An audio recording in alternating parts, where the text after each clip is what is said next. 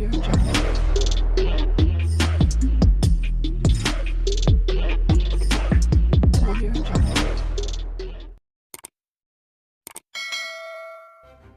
kasih karena memilih channel ini. Sebelum kita mulakan video ini, sila pertimbangkan untuk menekan butang like, share, dan subscribe, dan aktifkan butang lonceng Anda agar Anda sentiasa mendapat info-info percuma pada setiap hari dari channel kami. Dan tinggalkan komen Anda karena komen Anda amatlah dihargai. Terima kasih.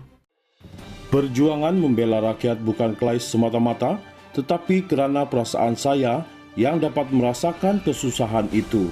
Begitu luahan Perdana Menteri Datuk Seri Ismail Sabri Yaakob ketika ditemu bual dalam program 3 Pagi Era yang disiarkan stesen radio berbahasa Melayu Era milik Astro Radio hari ini.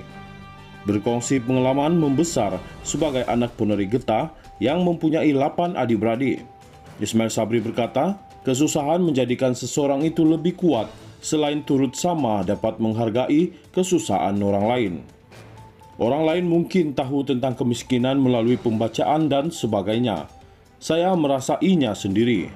Kalau keluar dalam media, contohnya waktu COVID-19, tidak bekerja, anak makan pun tak tentu. Saya boleh rasakan kalau saya baca dan saya boleh merasai perasaan mereka.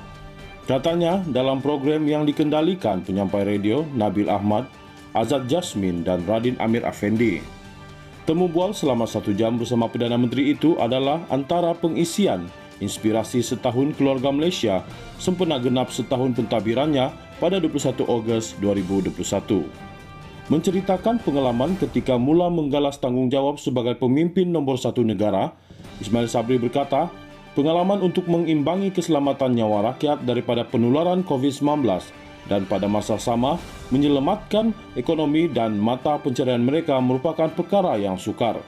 Apatah lagi ketika itu, beliau berkata tidak ada model dari negara lain yang boleh diikuti kerana seluruh negara berdepan dengan cabaran dan pengalaman pertama menghadapi wabak yang boleh meragut nyawa itu.